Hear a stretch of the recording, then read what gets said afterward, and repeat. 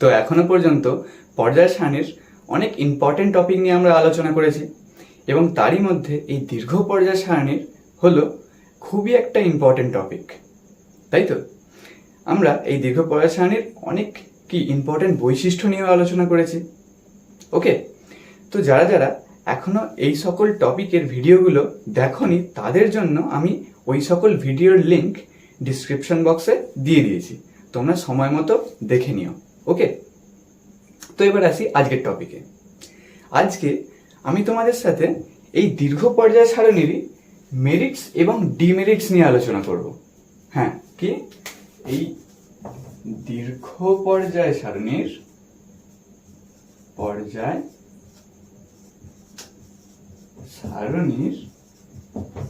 Merits এবং demerits. এবার তোমরা এটাই ভাববে যে মেরিটস আর ডিমেরিটস সেটা আবার কি? মেরিটস অর্থ যোগ্যতা, অর্থাৎ আমি যদি সোজা ভাষায় বলি যে এই দীর্ঘ পর্যায় সারণীটা ব্যবহারের সুবিধাগুলো কি কি, এবং তার সাথে সাথে এই দীর্ঘ পর্যায় সারণীর কিছু ডিমেরিটসও আছে বা ত্রুটি যেটাকে বলা হয়। ওকে, এই দুটো নিয়েই আমরা ডিসকাস করব। তো প্রথমেই আলোচনাটা শুরু করি মেরিটস নিয়ে। ওকে, দেখো এই দীর্ঘ পর্যায় সারণীর অনেক মেরিটস আছে বলতে কার সাথে তুলনা করব? মেন্ডেলিফের পর্যায় সারণীর সাথে। কেননা আমরা কি জানি, আগে মেন্ডেলিফের পর্যায় সারণী ছিল, পরে সেটাই মডিফাই হয়ে গিয়ে দীর্ঘ পর্যায় সারণীর আবির্ভাব হয়েছে, তাই তো? তো চলো প্রথমে আগে একটু রাফলি এটাকে এঁকে নিই। কি কি আছে, কটা শ্রেণী আছে দীর্ঘ পর্যায় সারণীতে? 1, 2, 3 থেকে 12, 13, 14, 15, 16, 17 এবং 18, মোট 18টা শ্রেণী আছে আমরা জানি, এবং 7টা পর্যায় আছে। ওকে, এই কয়েকটা হচ্ছে আমাদের আলোচনার বিষয়। তো দেখো আপাতত এখান থেকে তোমাদেরকে বোঝানো যাবে এই কয়েকটা থেকে। এবং হ্যাঁ, নিচে আরো দুটো সারি ছিল, সেগুলো কি ল্যান্থানাইট এবং অ্যাক্টিনাইট মৌল ছিল, নিচের গুলো মনে পড়ছে? তো দেখো এবার আসি প্রথম মেরিটসে, অর্থাৎ প্রথম সুবিধাটা কি ছিল দেখি। প্রথম সুবিধা এটাই এই পর্যায় সারণীর যে আমরা কি জানি, এই দীর্ঘ পর্যায় সারণীকে কিসের ভিত্তিতে তৈরি করা হয়েছিল? পরমাণু ক্রমাঙ্কের ভিত্তিতে, তাই তো? পরমাণু ক্রমাঙ্কের ভিত্তিতে, অর্থাৎ এই মৌলগুলোকে পরমাণু ক্রমাঙ্কের ভিত্তিতে সাজানোর ফলে আমরা যে মৌলগুলো পেয়েছি এই দীর্ঘ পর্যায় সারণীতে, তার প্রত্যেকটা যদি গ্রুপকে আমরা ইন্ডিভিজুয়ালি দেখি, অর্থাৎ যে কোনো একটা গ্রুপকে যদি আমরা দেখে থাকি, দেখা যাবে যে ওই প্রত্যেকটা ইন্ডিভিজুয়াল গ্রুপের মধ্যে কি হয়, তাদের যোজ্যতা সমান পাওয়া যায়, অর্থাৎ বাইরের কক্ষের ইলেকট্রনগুলো সেম পাওয়া যায়, এবং তার সাথে সাথে তাদের ভৌত এবং রাসায়নিক ধর্মেরও মিল পাওয়া যায়। এই হচ্ছে এদের সুবিধে। এবং এখান থেকে আমরা আরেকটা কি সুবিধে পাই, দেখো যেহেতু যে কোনো একটা গ্রুপের প্রত্যেকটা মৌলের ধর্ম সেম হয়, তাহলে আমরা যদি কোনো একটা গ্রুপেরই যে কোনো একটা মৌলের ধর্ম সম্পর্কে জেনে যাই, তাহলেই তো বাকি সবকটা মৌলের ধর্ম সম্পর্কে আমরা ইজিলি জেনে যাব। কেননা বাকি সবকটা মৌলের ধর্মও তো সেম সেই গ্রুপের মধ্যে, সেই কারণে। কিন্তু মেন্ডেলিফের পর্যায় সারণী কিসের ভিত্তিতে তৈরি ছিল? পারমাণবিক ভরের ভিত্তিতে তৈরি ছিল। সেই কারণে মেন্ডেলিফের পর্যায় সারণীর এক একটা গ্রুপেতে যদি আমরা মৌলগুলোকে দেখি, সেক্ষেত্রে দেখা যাবে সেখানে একটা গ্রুপের ভেতরে মৌলগুলোর শুধুমাত্র যোজ্যতাই সেম পাওয়া যাবে, ভৌত বা রাসায়নিক ধর্মগুলো কোনো রকম মিল নাও পাওয়া যেতে পারে অনেক অনেক ক্ষেত্রে। সেই জন্যই এই দীর্ঘ পর্যায় সারণীটা অধিক গ্রহণযোগ্য, কার তুলনায়? মেন্ডেলিফের পর্যায় সারণীর তুলনায়। ক্লিয়ার? আশা করি প্রথম মেরিটসটা তোমাদের ক্লিয়ার হলো। এবার আসি দ্বিতীয় মেরিটসটা কি দীর্ঘ পর্যায় সারণীর? দেখো দীর্ঘ পর্যায় সারণী কি 7টা পর্যায় এবং 18টা শ্রেণী দিয়ে তো তৈরি, এটাই আমরা জানি। এর সুবিধা হচ্ছে, দেখো 7টা পর্যায় এবং 18টা শ্রেণী দিয়ে দীর্ঘ পর্যায় সারণীতে তৈরি করার কারণে এখানে আরো বেশি সংখ্যক মৌল, কটা? এখানে আমরা জানি 118টা মৌলকে স্থান দেওয়া সম্ভব হয়েছে এখন, কিন্তু মেন্ডেলিফের পর্যায় সারণীতে কি ছিল? মাত্র 63টা মৌল ছিল সেই সময়, মনে করে দেখো। তাহলে তখনকার তুলনায় এখনকার পর্যায় সারণী অর্থাৎ দীর্ঘ পর্যায় সারণীটাকে মডিফাই করার কারণে বেশি কি হয়েছে? মৌলকে স্থান দেওয়া সম্ভব হয়েছে। এটা একটা সুবিধে, তাই তো? এবার আসছে 3 নম্বর সুবিধে বা মেরিটস এর কথায়। 3 নম্বর যদি দেখি, দেখো এই দীর্ঘ পর্যায় সারণীটাকে স্পেশাল 4টে ব্লকে ভাঙা হয়েছে। সেটা তো জানি আমরা, কি? এস ব্লক, 1 আর 2 গ্রুপকে এস ব্লক বলা হয়। 13 থেকে 18 এটাকে কি বলা হয়? B block. 3 থেকে 12 এটাকে বলা হয় ডি ব্লক, এবং নিচের যে দুটো সারি থাকে তাদেরকে আমরা এফ ব্লক বলি। এবং এবার এখানে এস, পি, ডি এবং এফ এই 4টে ব্লক নেওয়ার এখানে সুবিধেটা কি?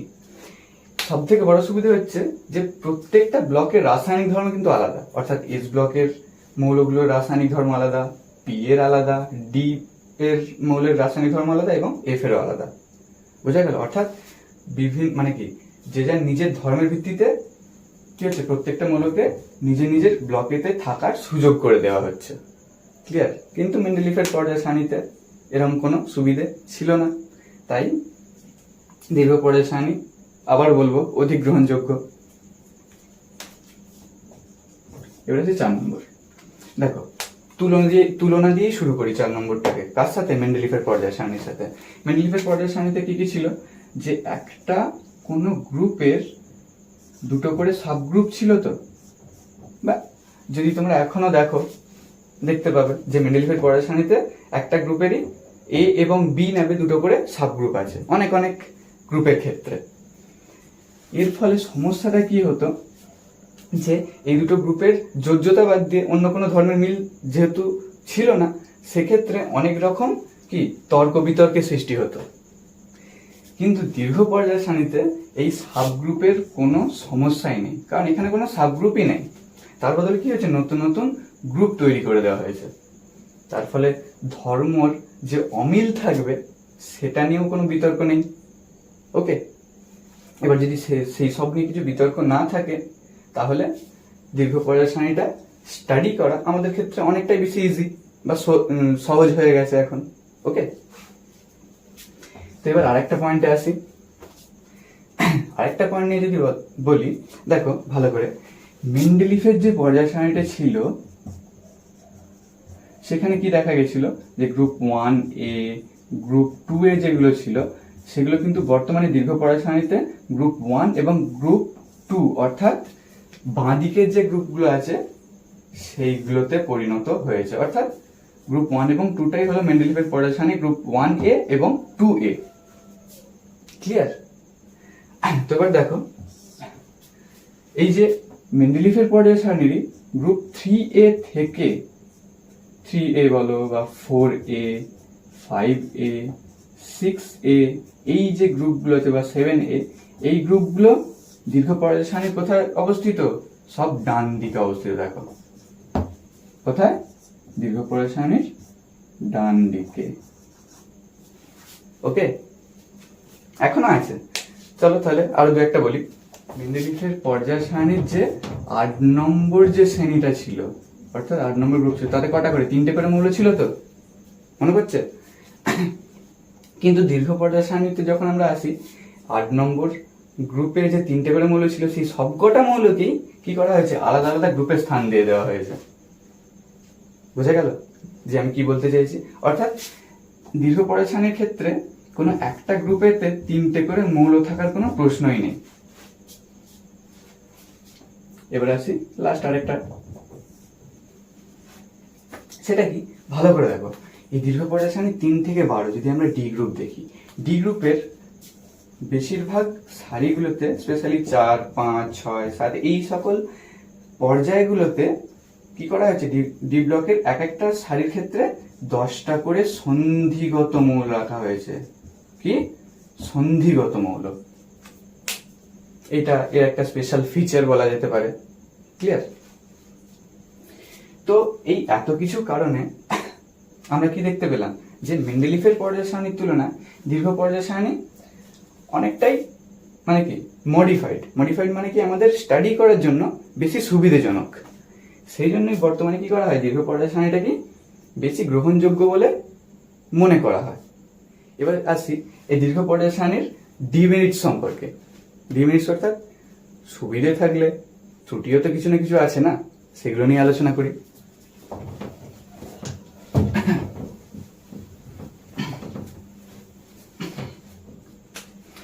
ডিমেরিটস বা ত্রুটিগুলো কি কি?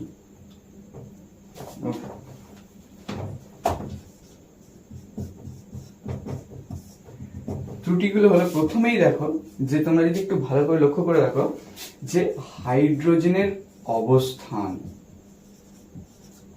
কিন্তু অনির্দিষ্ট। কোথায়?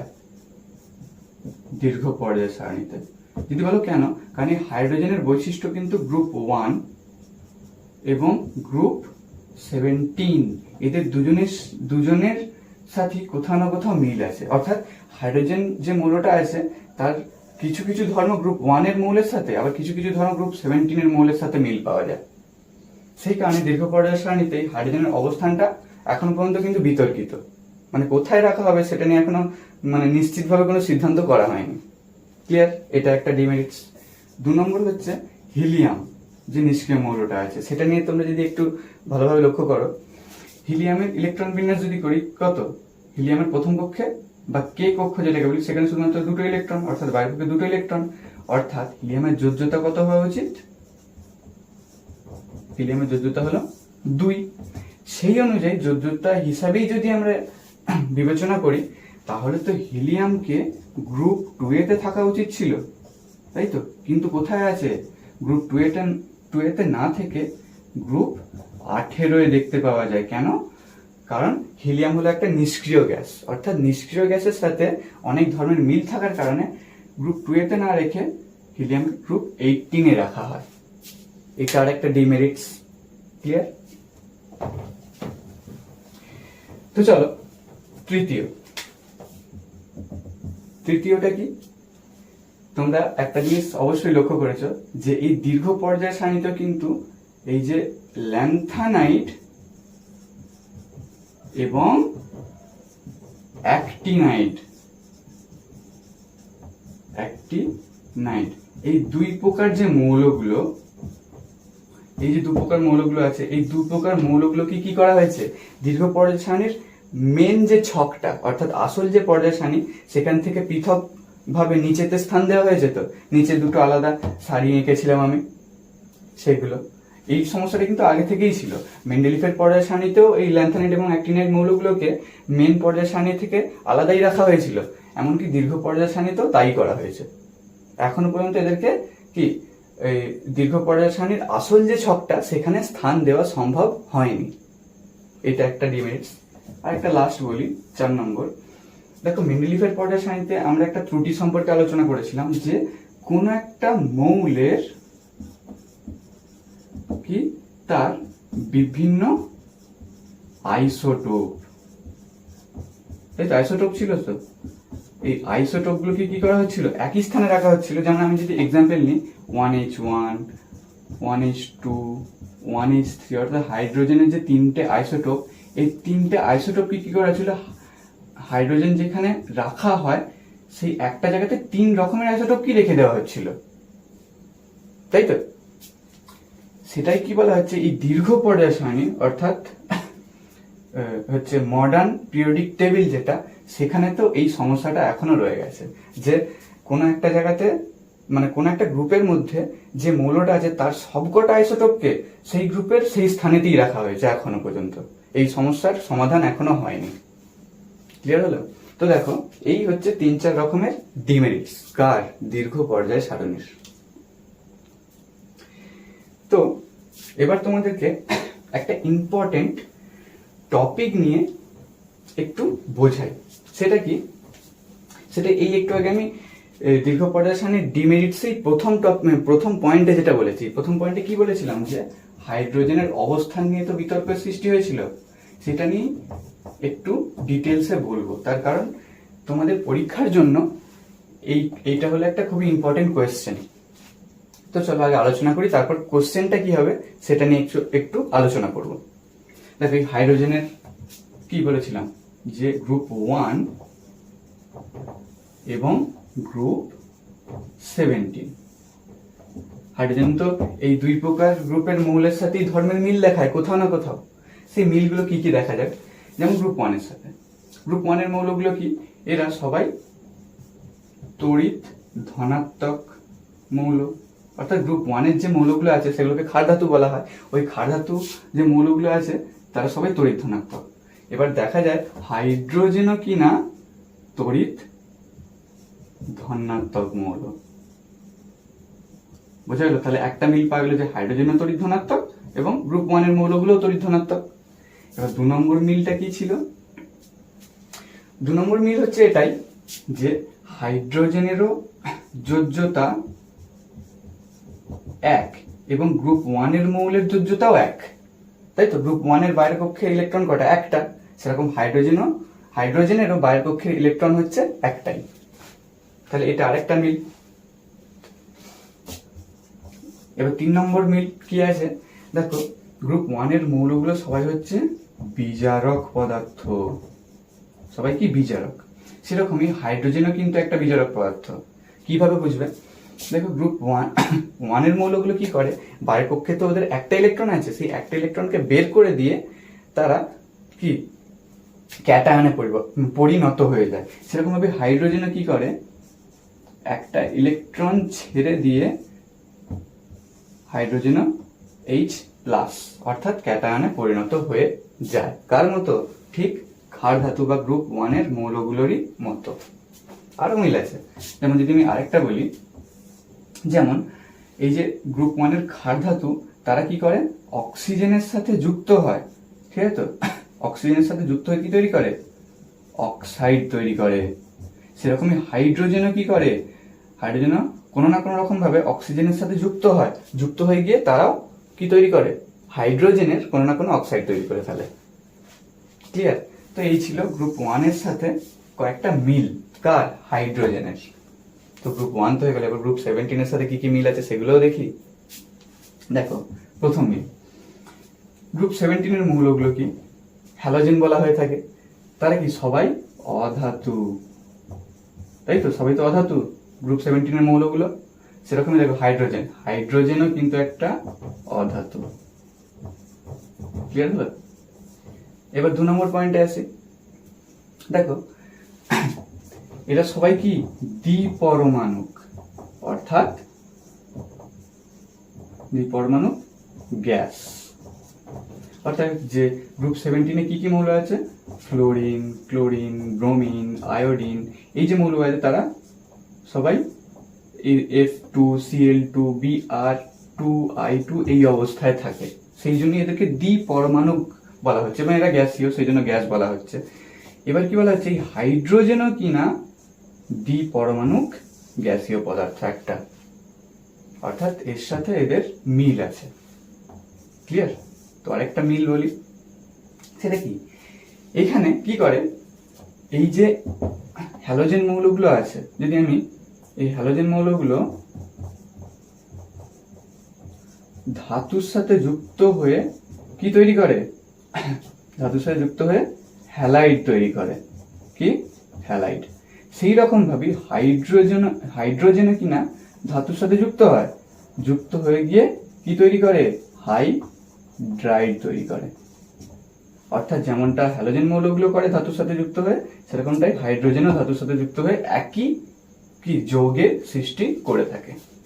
তো এই হলো গ্রুপ 17 এর সাথে হাইড্রোজেনের কয়েকটা মিল। এবার দেখো তাহলে এখানে ইন্টারেস্টিং জিনিসটা এটাই যে হাইড্রোজেন মৌল গ্রুপ 1 এর মৌলগুলোর সাথেও মানে ধর্মের মিল দেখাচ্ছে, আবার গ্রুপ 17 এর মৌলগুলোর সাথেও মিল দেখাচ্ছে। অর্থাৎ কিরকম আচরণ করছে, দ্বৈত আচরণ দেখাচ্ছে, দ্বৈত আচরণ। এবং এই দ্বৈত আচরণ অর্থাৎ দু রকম ধর্মের মিল, মানে দু রকম মৌলের সাথে দু প্রকার মৌলের সাথে ধর্মের মিল দেখানোর কারণে ঠিক আছে এই হাইড্রোজেন মৌলকে কি বলা হয়, দুষ্ট মৌল বলা হয়। কি? দুষ্ট মৌল। তো তোমাদের এখান থেকে একটা খুবই ইম্পর্টেন্ট কোয়েশ্চেন থাকে যে হাইড্রোজেনকে দুষ্ট মৌল বলা হয় কেন। ওকে, তো এই টপিকটা তোমরা খুব ভালোভাবে বুঝে মুখস্থ করে রাখবে, কিন্তু বুঝে মুখস্থ করবে, এমনি নয়। না বুঝলে কিন্তু সব ভুলে যাবে, সেই জন্য বুঝে রাখতে বলছি। ওকে, তো দেখো এখানে এই হাইড্রোজেনের বিষয়ে আরেকটা ইম্পর্টেন্ট টপিক। তোমরা যদি একটু ভালোভাবে ক্লিয়ারলি দেখো দীর্ঘ পর্যায় সারণীটাকে লক্ষ্য করে, ওখানে দেখতে হবে হাইড্রোজেনকে কিন্তু গ্রুপ ওয়ানেতেই রাখা হয় তবুও, তাই তো? সেটা কেন?